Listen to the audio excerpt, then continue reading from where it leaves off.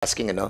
Kasi tinitingnan ko yung baril na sinabit sa iyo. Nakita niyo yung baril na sinabit sa inyo? As I have said earlier, Your Honor, I was not the examiner of the... Sino pong examiner nung baril? I-post natin nga, pinicture mo na, di ba? Can you kindly check the baril? Kasi yung baril, hindi ko lang makomprehend, no? Kasi yung baril, kung titignan mo, wala siyang hammer. Hammerless. Hammerless ba talaga siya? O talagang... Bakit siya walang... hindi talaga magkakaroon to ng powder burn. Kung talagang walang hammer yan. According sa binabasa ko, nakadalawang putok si Brian ng barel. Ha? Can you kindly tell us kung itong barel na to is hammerless or talagang walang hammer? Kaya wala siyang powder burn. O yung custodian nito, hindi ko siguro sa forensic to kasi custodian. Sino ang custodian? Ito hindi presented to by the chief of police, si Lintang, Colonel Lintang. Nakita niyo to, itong baril na to. What we're trying to find out is tong baril na to, kung talaga tong pinutok ni Brian, kung wala siyang hammer, paano ito puputok? Ha? Your Honor, may hammer po yung baril. May hammer to. May hammer. So, saan napapunta yung hammer? Ayan o. Colonel Lintang, kitang-kita natin, walang hammer yan Si Michi, Sergeant Michi, ikaw yung nandun, saka yung Soko. Can you kindly step in, Sergeant Michi Perez? So, may itanong ako, Michi. Serge, so ikaw ang unang nakita mo tong baril na to, di ba? Ano ba siya? Hammerless ha? O talagang wala siyang hammer? May hammer po, sir. May hammer? Yes, sir. So what happened to this? Bakit nakita niyo ba yung hammer? Yun, sir, parang putol. Maliit lang, sir, yung hammer niya. Hindi ko alam, sir, kung putol o... So maliit lang yung May hammer, sir. ano niya, yung kanyang parang hammer niya. Yes, sir. Michi kasi kasi babalikan natin yung issue yun. Sinasabi mo na meron din nangyaring bypass operation nung kanina sinabi mo hindi mo tandaan pero something like 2016, di ba? Is that a legitimate bypass operation? Was that recorded sa ating police station? Yes, sir. Are you sure? Yes, sir. Michi, huwag kang magsisinungaling ha. Was there a case filed against you about this operation? Sir, yung sa motopropyo, sir. Meron? Yes, sir. Pero, am I right that the person that was killed during that time, ang pangalan niya is Adan? Is that correct? No, sir. Anong pangalan nung napatay? Ronilon... Ano ko lang, sir? Villalobos, sir, ang apelido, sir. Villalobo. Villalobos, sir. So, hindi ito yung Adan. Iba pa yung Adan. Sir, hindi ko, sir, kilala yung Adan. Hindi mo kilala yung Adan. Okay. Later on, we will be inviting those people as well, no? Kasi napanood nila yung ginagawa natin And there are two personalities who contacted us that you have the same kind of bypass operation allegedly that was conducted. Kasi Michi, I was able to read your judicial affidavit, no? Alam mo, kaya kami medyo seryoso dito na pinag-aaralan namin yung mga kaso kasi may buhay na nawala. And what we're trying to find out kung merong violation yung ating mga PNP personnel, no? When they conducted this bypass operation. And we are collating all the evidences pertaining to this subject para at least, di ba, maging fair tayo sa ating mga mamayan. So ngayon, Michi, according sa affidavit mo, nakasakay kayo dun sa green car. Is this correct? Your Honor, sa motor po ako nakasakay.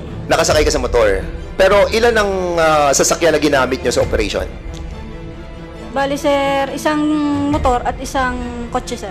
At yun yung green car. Yes, sir. Anong ang pangalan ng sasakyang yun? yung green? Toyota Vios, sir. Wala kayong kasamang ibang sasakyan na sumusunod sa inyo? Wala? Wala po, sir. Walang maroon car na nakasunod sa inyo? Wala? Wala po, sir. Wala. Under oath ka, Mitzi, ha? So, doon sa green car na sinasabi mo, ang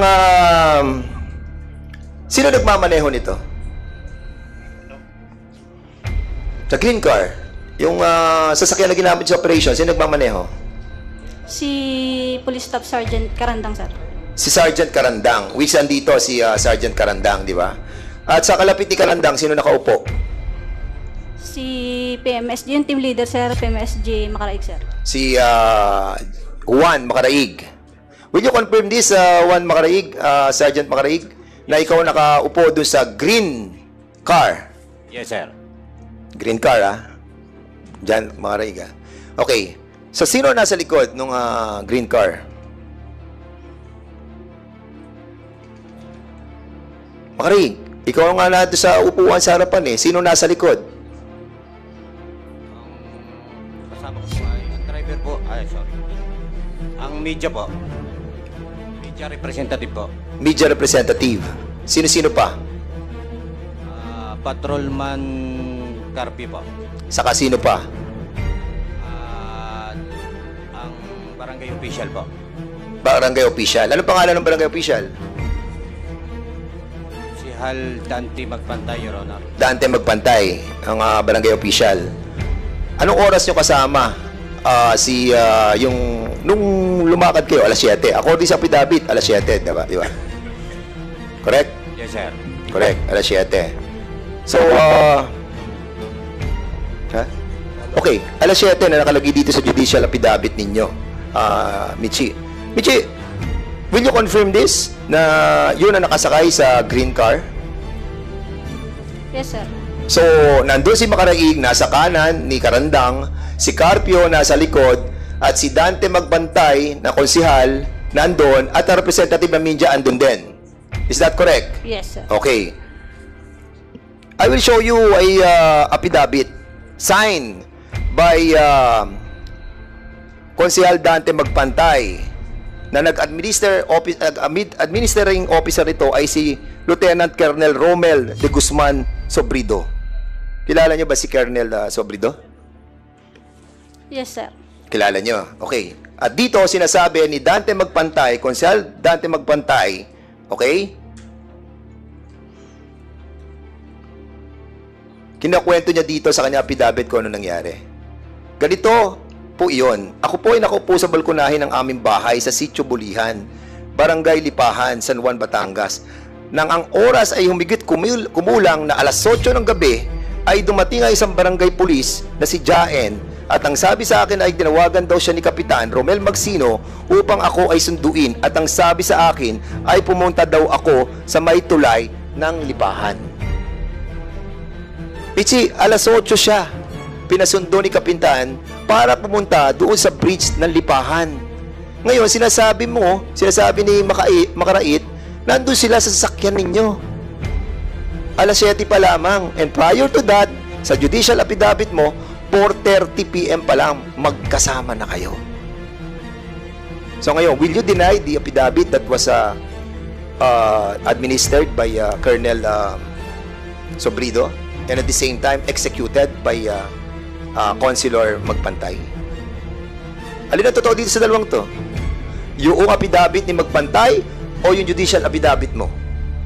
Sir, sorry sir, wala po akong knowledge para mag-comment sir doon sa huling affidavit po ni Konsehal Dante Magpantay, sir. Okay, ang sabi ni Konsehal Magpantay, alas 8 siya ng gabi, pumunta doon sa bridge. Ang sabi mo naman, dito sa judicial affidavit mo, 4:30 pa lang magkasama na kayo, or before 4:30 magkasama na kayo. And I will show you something, Mitzi, saka Sergeant Makaraig, ano? Yung sinasakyan, yung sasakyan na kulay berde na sinasabi mo, Sergeant Makaraig, no? Pakita natin dito sa video kung anong oras siya pumunta doon sa bridge. Para makita natin kung talagang alas 7 ba kayo or 4:28 pa lamang ando na kayo. Then, sige, pakita natin. Ayan, makita nyo, 2024 ng 28, 1628. Stop. Stop. Balik nyo.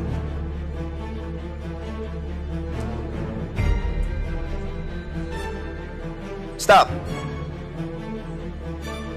Mabagal tong ating mga technical. Ayan. Is that the card that you used? Ang gulong, kulay itim sa harapan. Ang likod, silver. Magkaiba gulong sa harapan. Magkaiba ang gulong sa harapan saka sa likod. Is that the card that you use? Makaraig? Yes, Your Honor. Yes. At nakita mo kung anong oras dumaan papunta sa 4:28 p.m. At sinasabi nyo, nakasakay na dyan si Dante Magpantay. Pero according sa kanya affidavit, alas 8 ng gabi siya pumunta. Your Honor, nag-conduct pa po diyan ng surveillance yung mga tropa, sir, bago sila... Nag-conduct pa ng surveillance? Yes, sir. So, nagsisinungaling si Konsehal Magpantay? Hindi pa po siya kasama nung time na yan, Your Honor. Ano? Hindi pa po siya kasama. So, hindi nyo pa kasama? Judicial affidavit nyo, sinabi nyo kasama na. Gusto mo basahin ko? Ito. Page 3. Sino naman ang sakay na sinasabi mong sasakyan? Sergeant Relly Carandang, nagmamaneho ng Toyota Vios, kulay berde, na walang plaka, at nakasakay sa unahang upuan, si Sergeant Juan Macaraig, habang si Patrolman Carpio Edgardo Rodelas, Media Representative at Barangay Councilor Dante Magpantay ay nakaupo sa huliang parte ng sasakyan. Ayan, sinabi nyo sa judicial affidavit ninyo eh. O now, anong, ang nagsisinungaling dito ay si Dante Magpantay, in other words. Anyway, you have to be truthful again.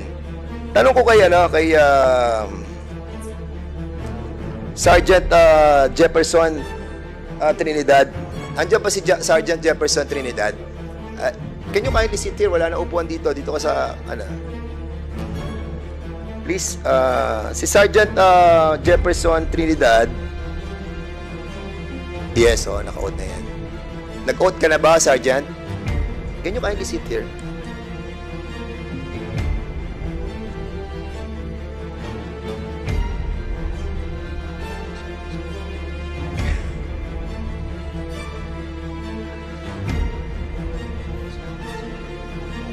Can you kindly, paki-open mo nga uli? Pakita natin yung susunod na car. Sige. Ito yung susunod na car. Stop. Kilala niyo yung car na yan? Sergeant Macaraig? Sergeant Michi Perez? No, Your Honor. Hindi niyo alam yung car na yan? Are you sure? Colonel Lintang, kilala mo yung sasakyan na yan? Don't lie. Don't lie. I am not familiar with that. You are not familiar. Kilala, ang tanong ko, hindi ka pamilyar? Hindi po, Your Honor. Hindi yan impounded sa San Juan Municipal Station? Siguraduhin mo. Siguraduhin mo. Naka-impound ba yan? Hindi. Yes or no? Hindi ko po napapansin, Your Honor, sa... Hindi, siya ang station commander eh. Ikaw ang station commander, di ba? Do you have the list ng mga impounded na sasakyan? At yung taong may-ari ng sasakyan yan ay nakakulong pa sa police station ninyo. Kaya huwag ka magsisinungaling, Colonel Lintang, madadamay ka dito. I am telling you. Yan ba ay impounded car? Yes or no? Hindi po ako familiar, Your Honor, sa...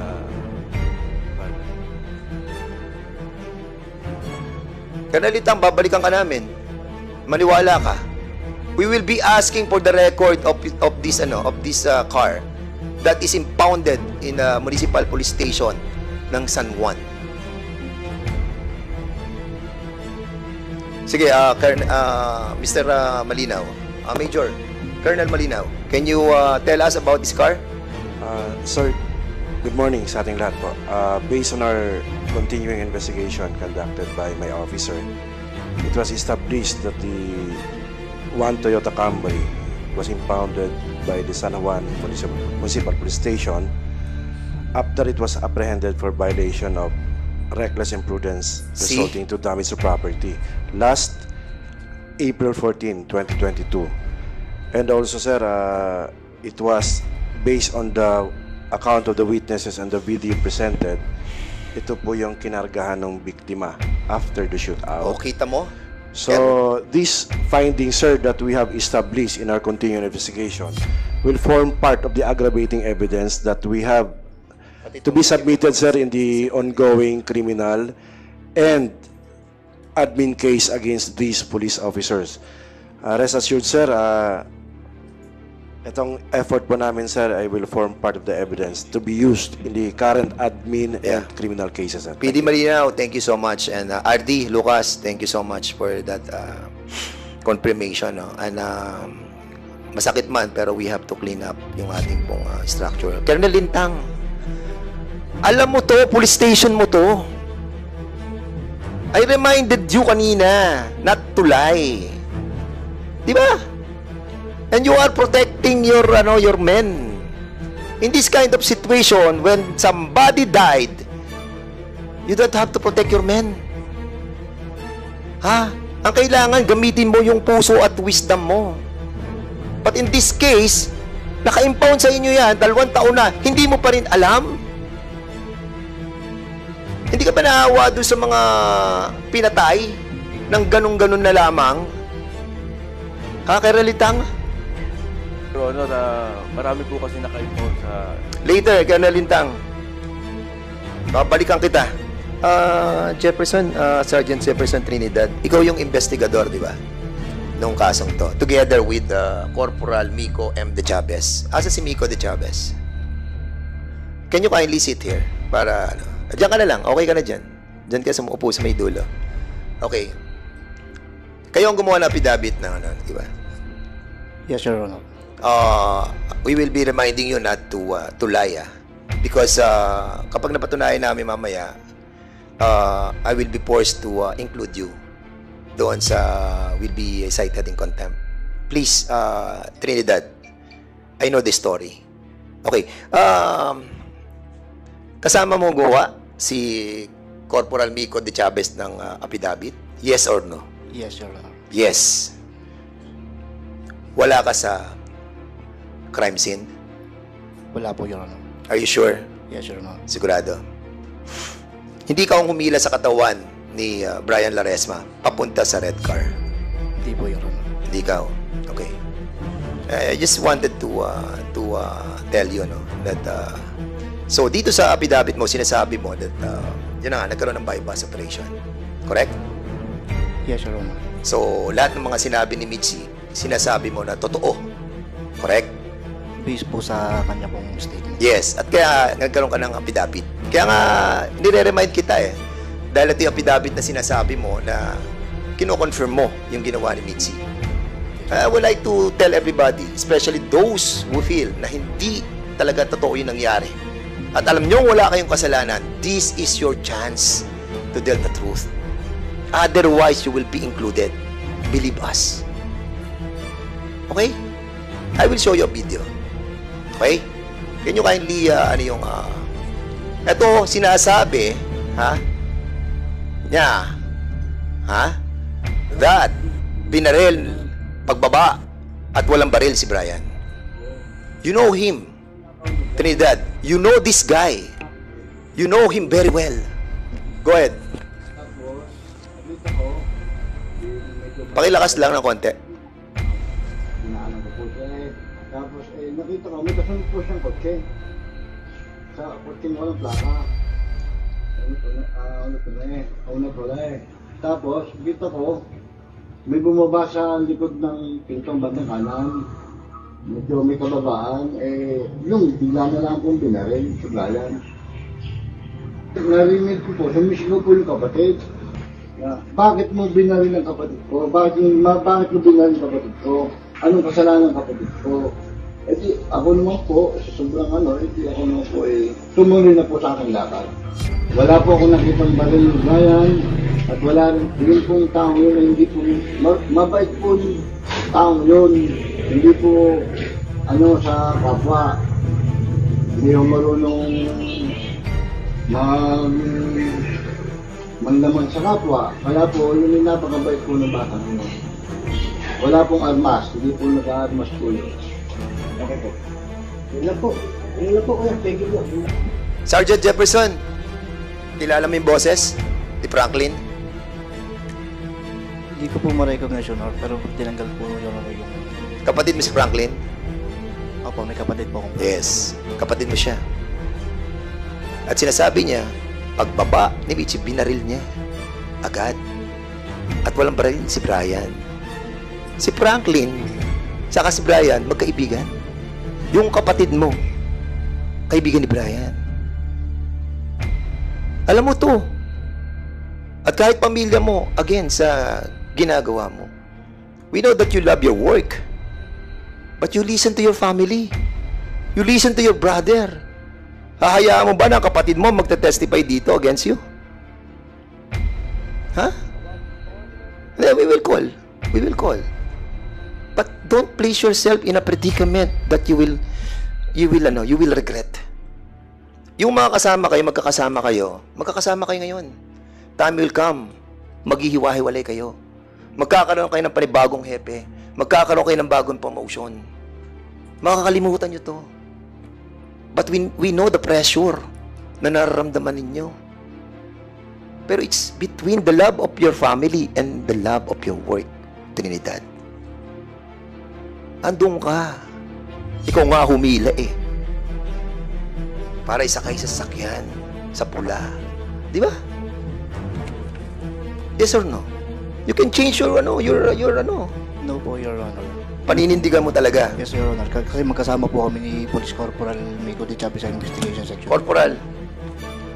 Corporal Chavez, you are under oath. So, saan nyo ginawa itong affidavit na to? Anong oras nyo nalaman? Anong oras nyo nalaman yung nangyaring insidente?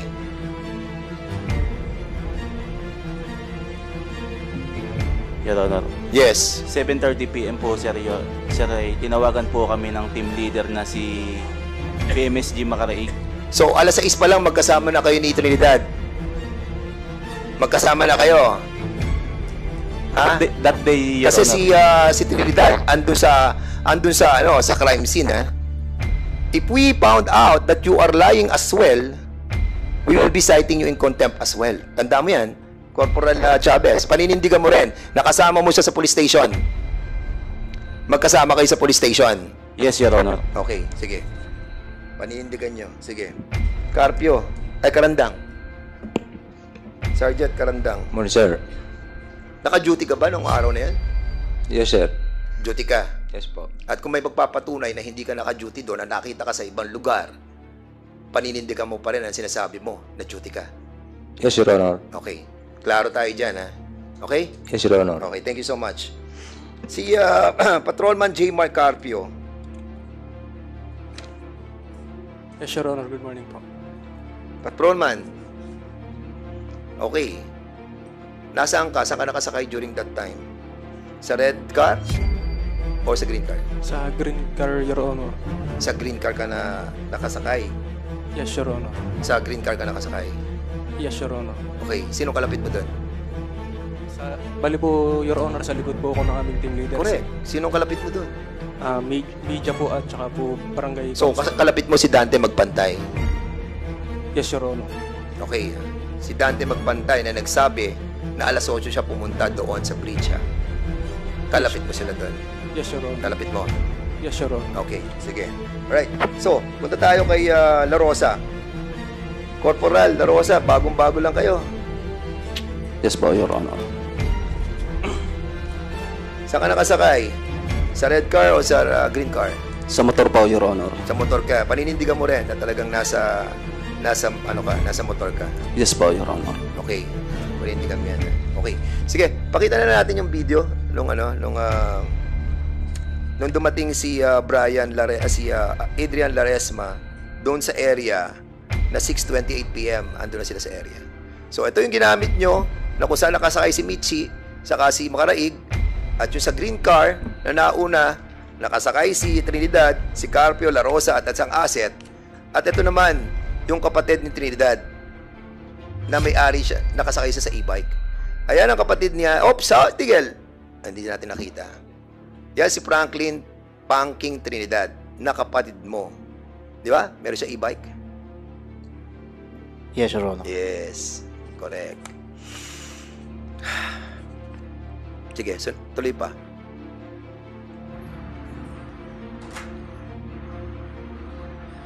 At yan si Adrian Laresma. Oops. 6:18 dumaan na. Nauna ang kapatid mo, andun sa crime scene, at sinasabi niya sa video niya, nakita niya. Binaril si Brian Laresma nung bumaba si Michi. At walang baril si Brian Laresma. Kapatid mo nagsabi, Jefferson. At mamaya kung gusto mo, pakikita ko sa iyo yung long video ng kapatid mo.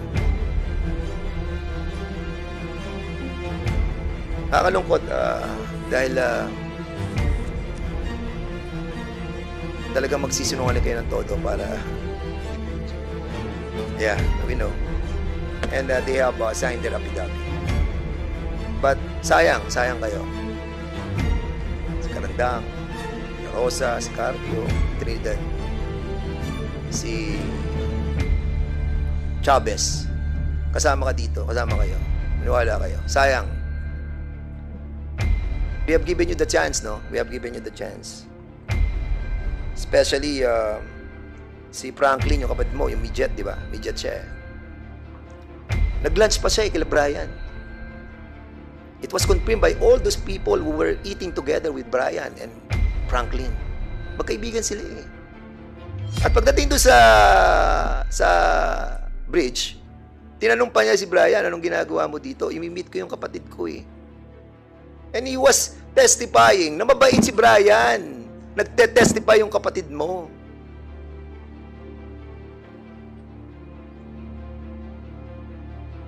Mabigat to, Sergeant Trinidad. Dadali mo to habang buhay.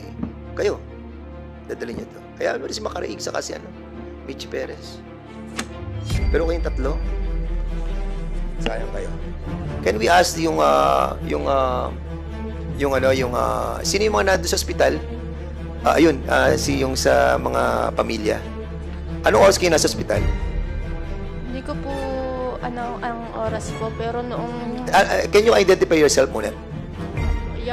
nung sinabi Carla Arevalo po. Sino ka? Ang asawa po ni Adrian Laresma. Ni Adrian Laresma, oo. Okay. So, pumunta ka ng ospital mga more or less, anong oras yun? Hindi mo tanda? Hindi ko po, basta po nung May nakakita ka mga pulis doon na... Meron po. Sino sa mga pulis na to ang nandun? Si Sir Trinidad po at saka si Michi Perez po. Sa kanila po ako nagtanong. Jefferson, yun ang sinasabi ko sa iyo eh. You have to be honest eh. Kaya nakita mo, sinasabi nung asawa ka ni Brian, ni Adrian Laresma. Adrian po. Na nandun sila sa ospital. Nakita ka, ano ginagawa mo sa ospital? Sergeant Jefferson Trinidad. Bali, nagpunta po kami PCPL de Chavez po para po, kasi tomorrow... Anong oras ka nandun? More or less, sir, mga 7:45 po. 7:45 ka pumunta? Opo, PM po. Anong oras mo siya nakita? 7:45? Or... Hindi po. Kasi po nung nagtanong po ako sa kanya kung nasan po yung bayaw ko, nung pasok ko po doon Kanino ka nagtanong? Kay Sir Jeff po, Trinidad po. Tinanong ko po sa kanya kung nasaan po yung bayaw ko. Ngayon po tinuro po niya sa akin. Pinuntahan ko po yung aking bayaw doon. Wala na pong buhay. Mga 7:09 po. Nung na-declare na patay? Opo. So nakita mo na siya doon? Opo. Sergeant, sabi ko sa'yo, madadamay ka dito, maniwala ka. And even, we have to invite invite si Franklin Trinidad, yung kapatid ni Jefferson Trinidad. And I have a long video nung kapatid mo. Pero in accordance with the wife of Adrian, ay nandun ay si Michi Perez. Michi, wala ka sa ospital. Please answer. At least recorded. Sir, wala po ako sa hospital. Wala ka sa ospital. So, andun ka sa, andun ka sa crime scene? Yes, sir. All the way, nasa crime scene ka? Yes, sir. Mula sa 6:20, nandun ka na, hanggang sa matapos. Yes, sir. Sigurado ka? Mula 6:20? Alam mo, nahuhuli ka sa sarili mong ano eh. 7 Sabi mo 7 p.m. Ngayon, sinabi ko 6:20, sinabi mo oo. Pabigit ko mo lang, sir. Kasi yun ang katotohanan, 6:20 nangyari na. Kaya from your heart, no? From your answer, hinuhuli ka lang namin, ngayon 6:20, andun ka na. Because yun ang tunay eh. Kasi kung hindi tunay yun, sasabihin mo, hindi po sir, 7 po. Alam mo, dyan nahuhuli yung mga naiimbita namin dito eh. Diba? Alam mo yun, Michi? Karandang. Saka si Carpio. Nasa ospital ba kayo? Yes or no? Yes, sir. Nasa ospital. Talagang matitibay itong mga to. Karandang, nasa ospital ka. Nasa ospital ka rin, Carpio? Yes, Your Honor. Okay. So, kung nasa ospital ka din, nasa ospital ka, Karaig, ikaw na lang naiiwan doon. Nasaan ka? Doon po sa crime scene, Your Honor. Okay, crime scene. And according sa lahat ng mga apidabit, ng lahat ng mga naandun, sinasabi nila, dumaan sila doon. Alas 7, alas 8, walang tao. Di ba? Yun ang nakalagay sa apidabit ng lahat ng mga yan eh. Lahat ng mga naglagay dito ng apidabit nila, sinasabi nila, dumaan sila doon, pumunta sila sa nanay ni Brian, pumunta sila sa nanay nung kakapitbahay nila si Brian, pati yung mga neighbors doon, dumaan sila, walang pulis. Nagkaroon lang ng pulis doon, nung dumating na yung Soko. At yung si konsehal magbantay. Pinatawag siya ng alas 8 doon. So you will deny this, Makaraig. Nandun ka all the way. Yes, Your Honor. This is your opportunity. Otherwise, hindi namin po kayo titigilan. Because yung affidavit talagang mali-mali and the people are telling, dalawa na yung nagsasabi na binaril ni Mitzi. And, eto na, sila Mario Pasha Adan. If you wanted to listen first on that, ano? Sige, ha? Sige, si Carpio siguro isamahan na siya sa kabila. And then those who wanted to be a part of that executive session, please do so while we are listening to Mario Pasha Adan. Okay? Mr. Chairman, before I think PD, is he asking permission? No. Karandang.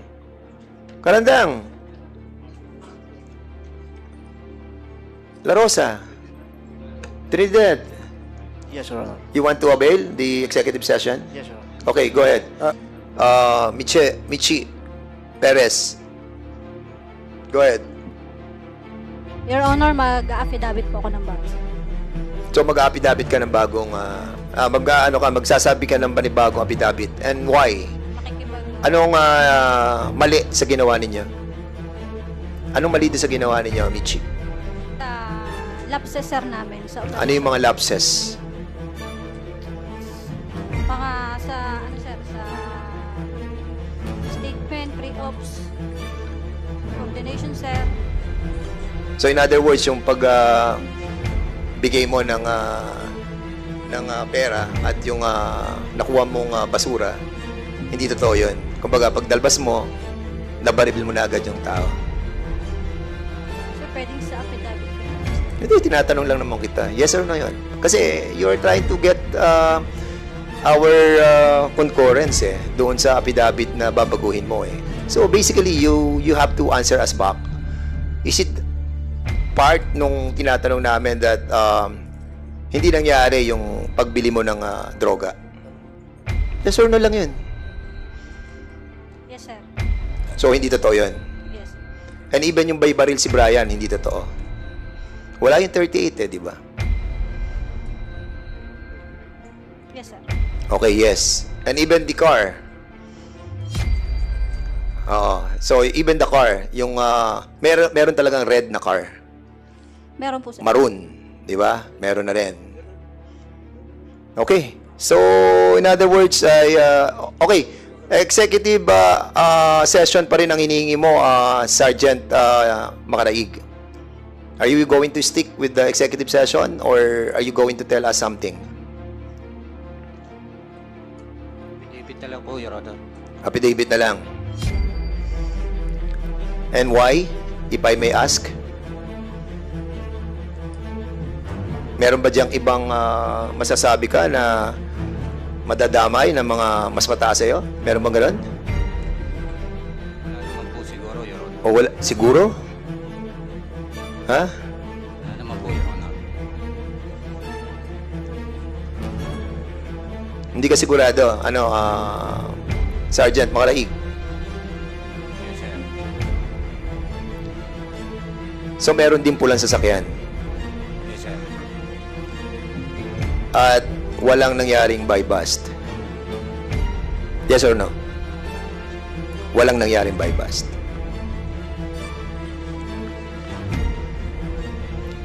So, sino naglagay ng baril doon? Yung walang hammer? Sir. Sino naglagay ng baril na walang hammer?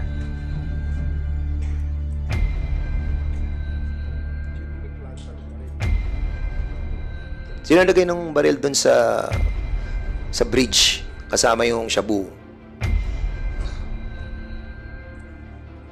Ikaw o si Michi? Si Michi. Okay, so members, with this new revelation, we would like to thank the efforts of the members and of course the cooperation of our PNP, the provincial director, regional director, and also the members of the police station. It saddened us lang, nakakalungkot lang that we have to reach this far. But of course, wala na. Siguro was also Colonel Lintang, yung chief of police, no? Para malaman natin kung kasi meron ka rin affidavit dito, Colonel. Di ba? Yes, Your Honor. So, what do you plan to do? Are you going to stick with your affidavit? Your Honor, ang basis lang na po ng affidavit ko, Your Honor, yung reports nila na dumating sa amin. Kasi wala naman po ako sa mismo actual na operation. But you have the command responsibility. Yes, Your Honor. Di ba?